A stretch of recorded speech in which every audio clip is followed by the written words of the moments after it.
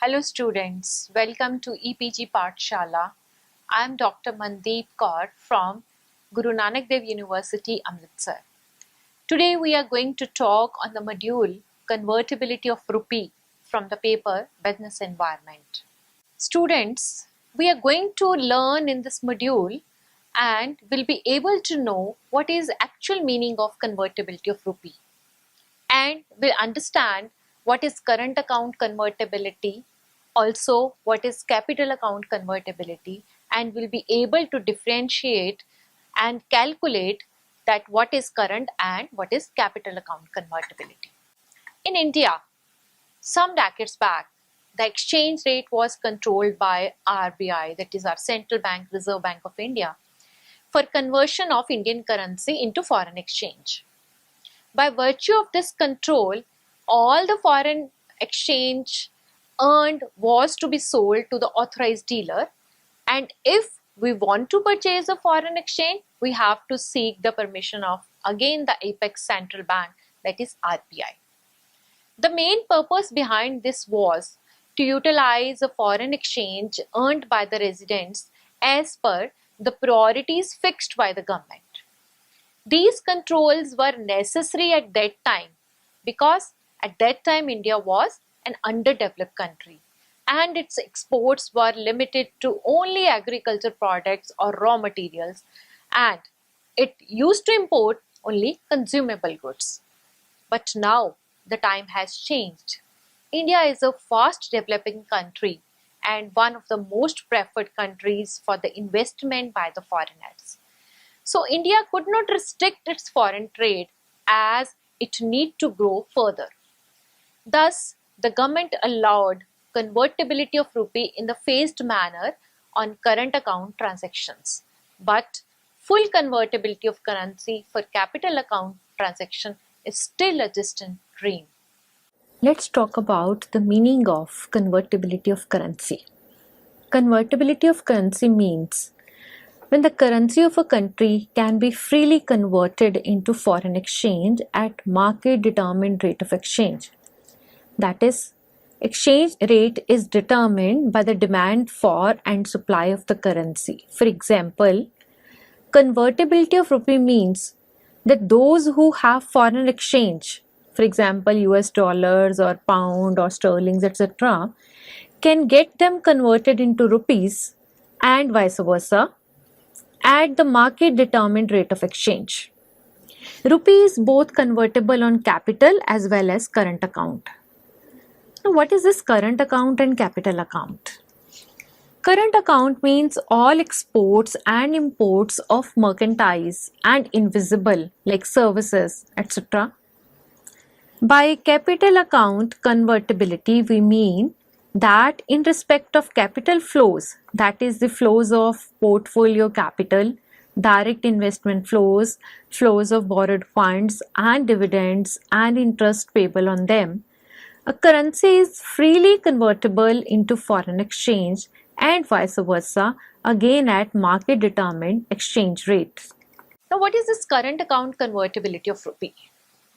Current account convertibility means when the foreign exchange, may be pound sterling, US dollar, etc., received for export of merchandise and services can be freely converted into Indian rupees and vice versa in case of imports.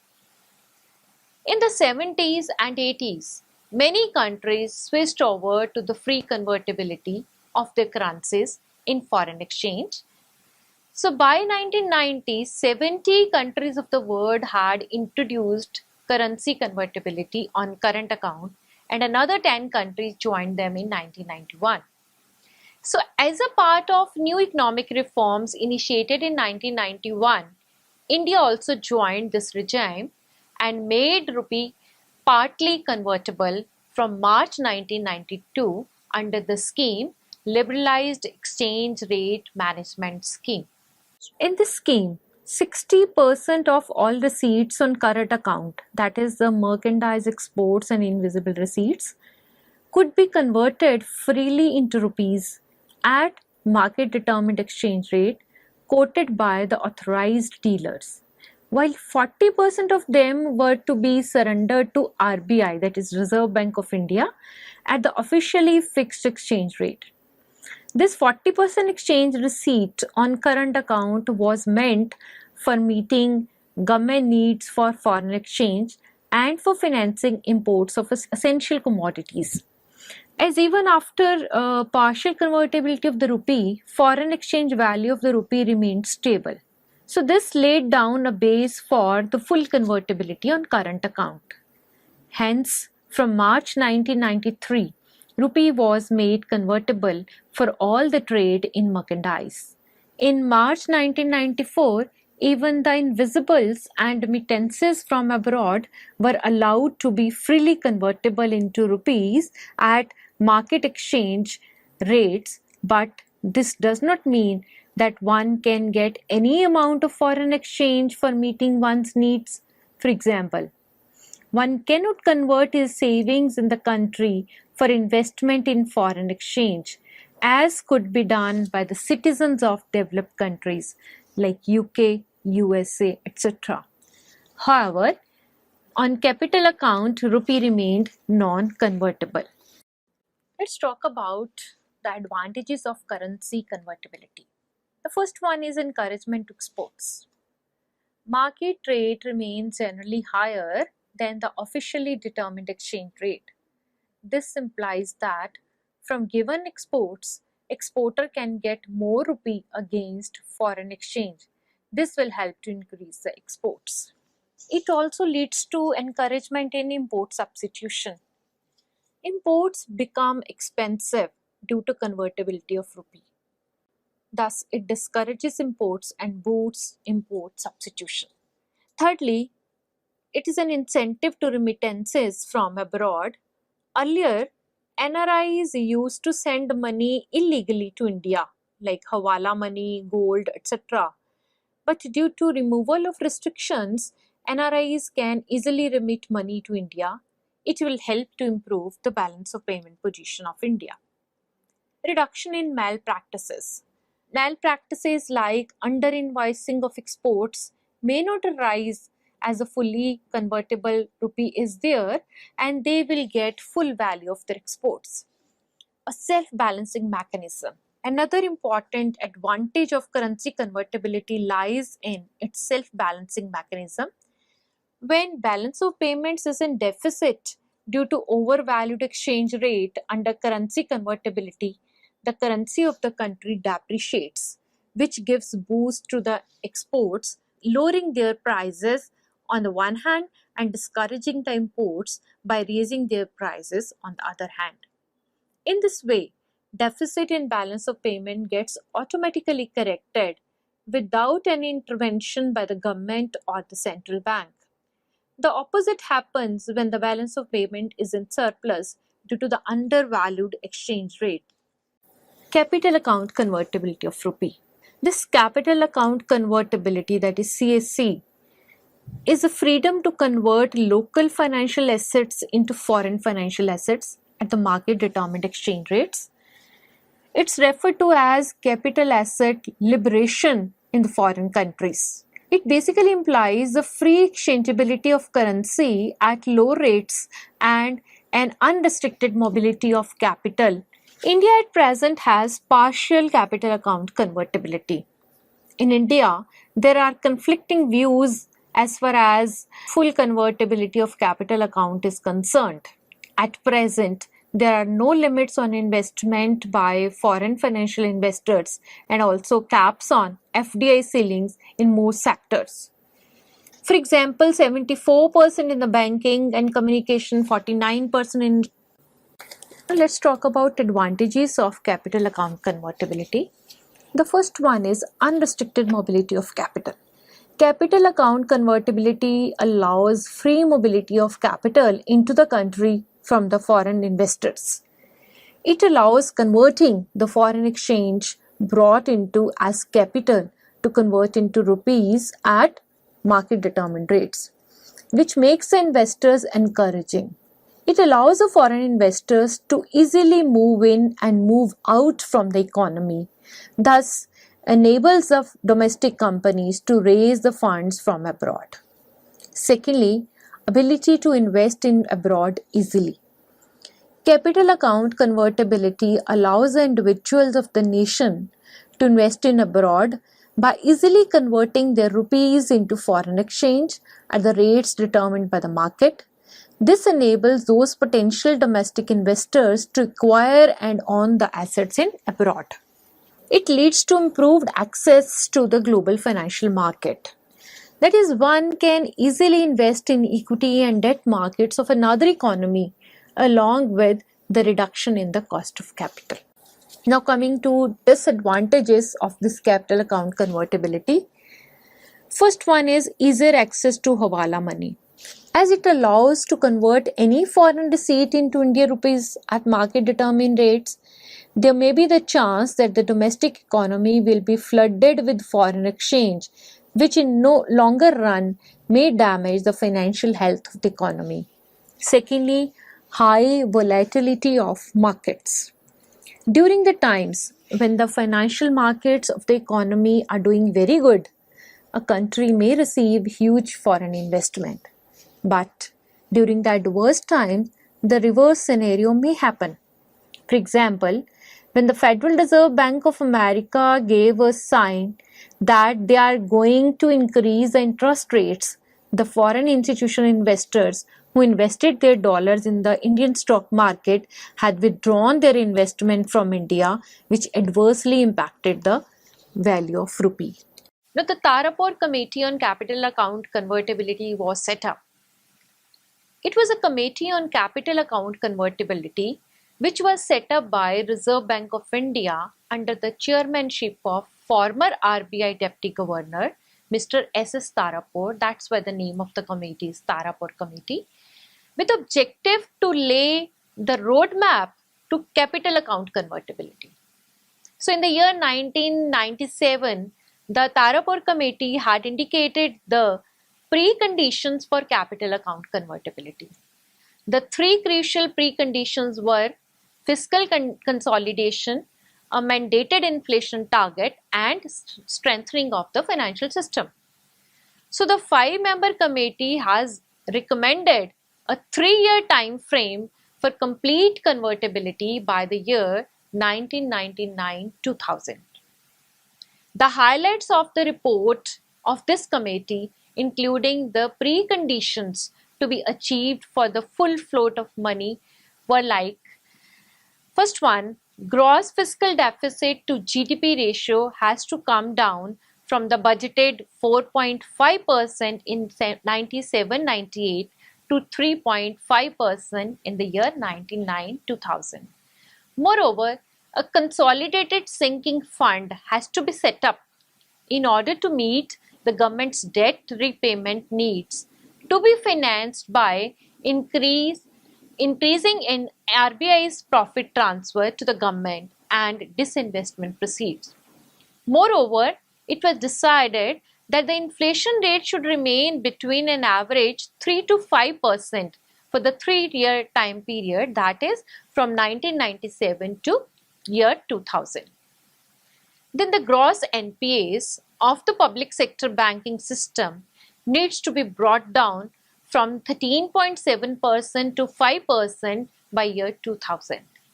So at the same time, average effective CRR needs to be brought down from the current 9.3% to 3%.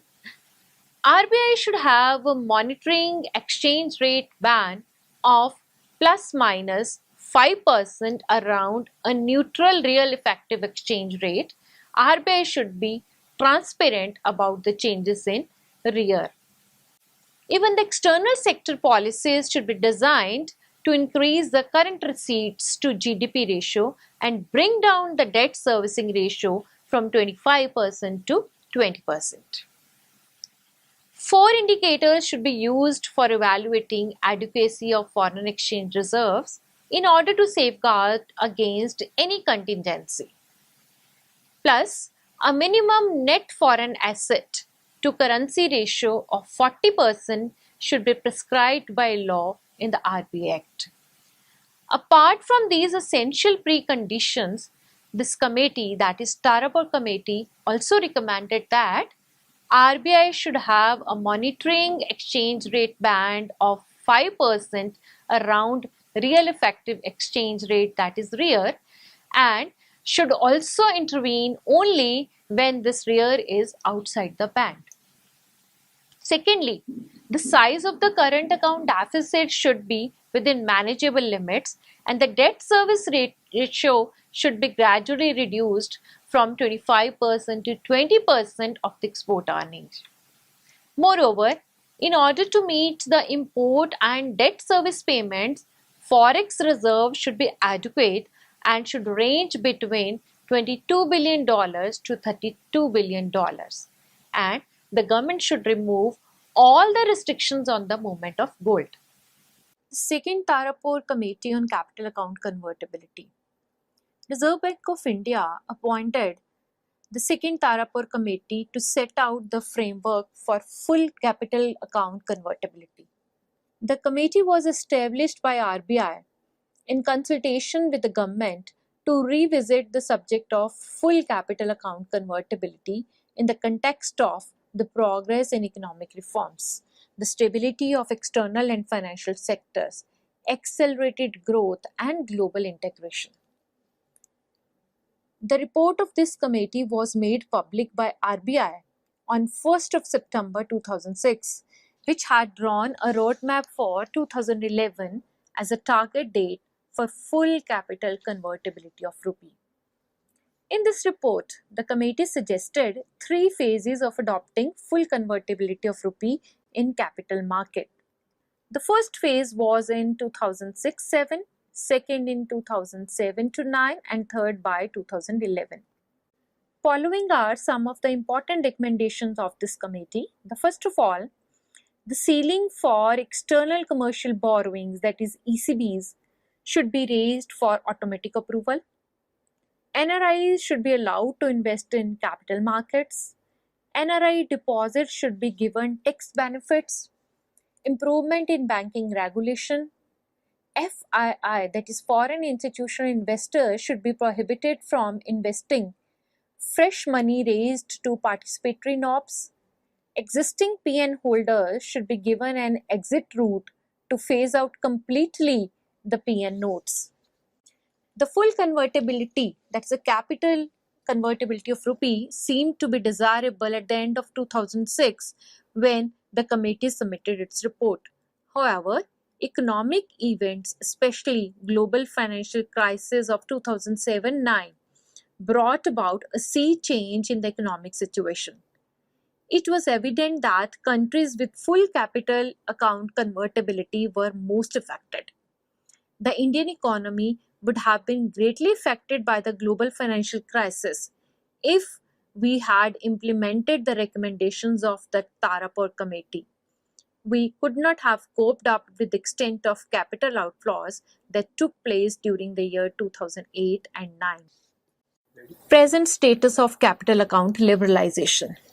Government of India has revised rules pertaining to FEMA, that is foreign and capital account transactions during different periods of time.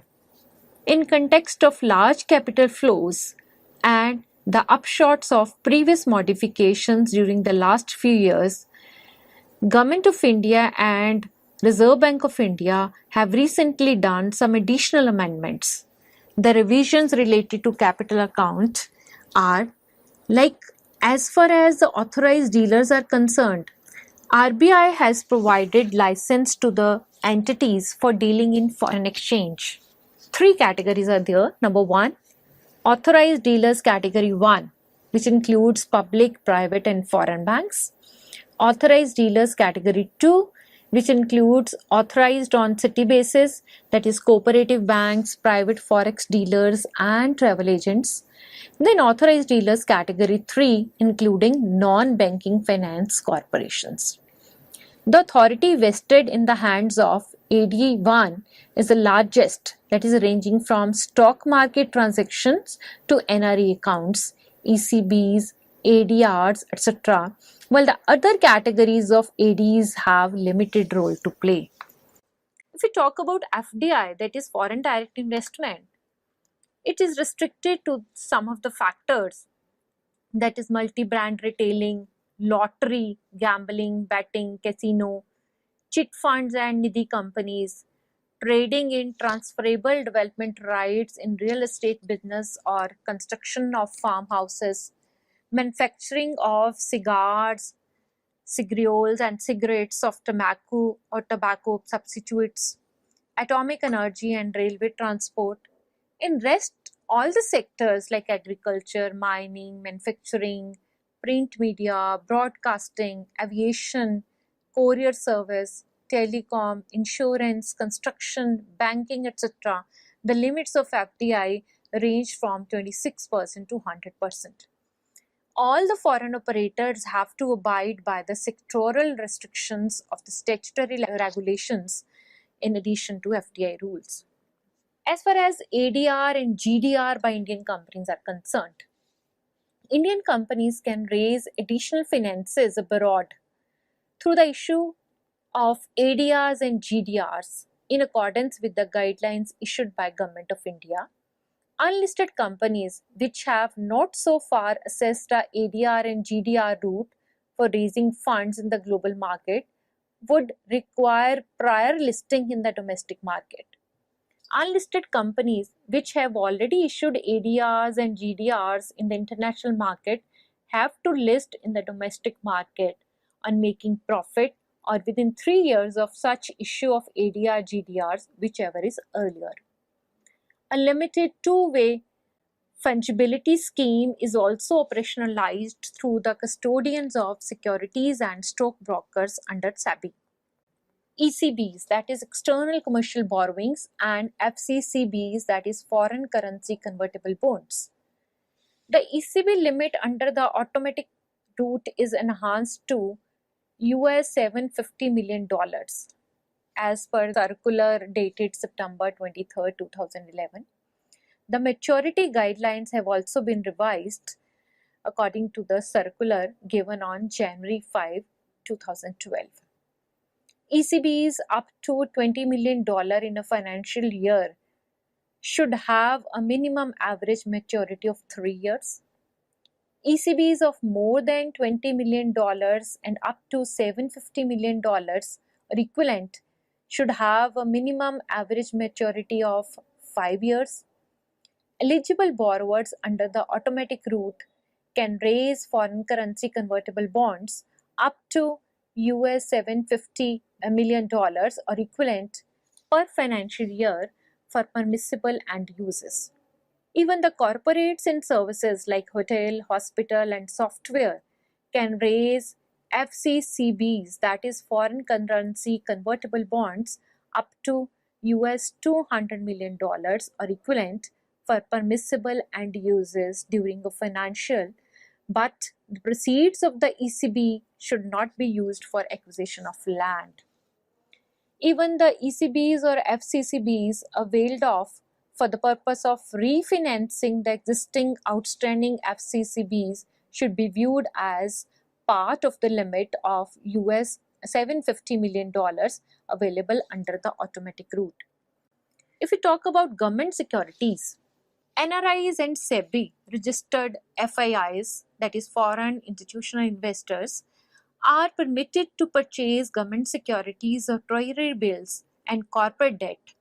The details are that on repatriation basis, a non-resident Indian can purchase without limit dated government securities other than bearer securities or treasury bills or units of domestic mutual funds, bonds issued by the public sector undertakings in India, shares in public sector undertakings being de-invested by Government of India. On a non-repatriation basis, dated government securities other than bearer securities or treasury bills or units of domestic mutual funds, units of money market mutual funds in India, national or saving certificates. A SEBI registered FII may purchase on repatriation basis dated government securities or treasury bills, listed non-convertible debentures or bonds issued by an Indian company and units of domestic mutual funds either directly from the issuer of such securities or through a registered stockbroker on the recognized stock exchange in India. Even the FII investment in government securities and corporate debt is subject to the investment limit. For the FIIs in government securities currently is US $10 billion and limit in corporate debt is US $20 billion. As far as joint venture or wholly owned subsidiary abroad is concerned, an Indian party is allowed to disinvest without prior approval of RBI, subject to the satisfaction of certain conditions. That is, the joint venture or wholly owned subsidiary are listed in the overseas stock exchange. The Indian party is listed on a stock exchange in India and is having a net worth of 1000 million Indian rupees, and investment in joint ventures outside India is not exceeding 10 million US dollars. The Indian party is an unlisted company and its investment in joint venture outside India does not exceed 10 million US dollars. Moreover, the Indian party does not have any outstanding dues by way of dividend or technical know-how fees or royalty, consultancy, commission or other entitlements and or export proceeds from the joint venture or wholly owned subsidiary. Joint venture or wholly owned subsidiary has been in operation for at least 1 full year and the annual performance report together with the audited accounts for that year has been submitted to RBI. Another condition is that the Indian party is not under investigation by Central Bureau of Investigation, that is CBI, or Directorate of Enforcement or Security and Exchange Board of India or Insurance Regulatory and Development Authority or any other regular authority in India. An Indian party which does not satisfy the conditions stated above for undertaking any disinvestment in its joint venture or a wholly owned subsidiary abroad shall have to apply to RBI for permission. As far as FII, that is foreign institutional investment, is concerned, non-resident Indians, persons of Indian origin, are allowed to make direct investment in Indian companies under the automatic route of FII, NRI, PIO and HNIs, subject to the following: that securities in the primary and secondary markets, including shares, debentures and warrants of the companies unlisted, listed or to be listed on the recognized stock exchange in India, units of scheme floated by domestic mutual funds including the Unit Trust of India, whether listed or not listed on the recognized stock exchange, government securities, derivatives, commercial papers, security receipts, Indian depository receipts, investment in shares or convertible debentures of an Indian company engaged in the activities are not permitted like chit fund, agricultural or plantation activities, real estate business, construction of farmhouses or dealing in transfer of development rights. SEBI registered FIIs and its sub-accounts cannot exceed 10% of the paid up capital of Indian company. For high net worth individuals, NRIs and PIOs, this limit is 5%. Purchase is made through a stock exchange or through the designated branch of an authorized dealer, that is a facilitator. So let's summarize what we have learned regarding this module.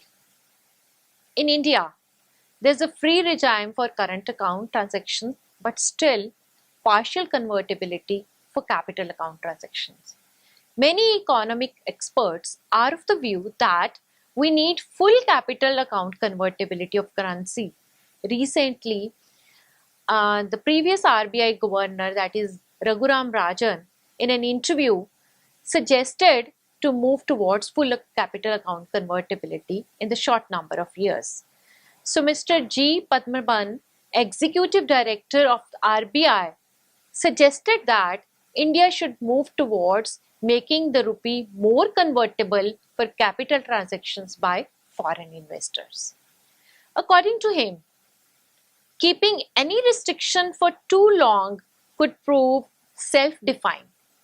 But he also said that how fast that movement should be would, however, depend upon how fast the country could meet the preconditions like fiscal consolidation, inflation control, low level of NPAs, that is the non-performing assets, low and sustainable current account deficit, strengthening of the financial market, prudential supervisory of the financial institution, etc., which were imposed earlier. Otherwise, it may prove very risky for us. Thank you very much.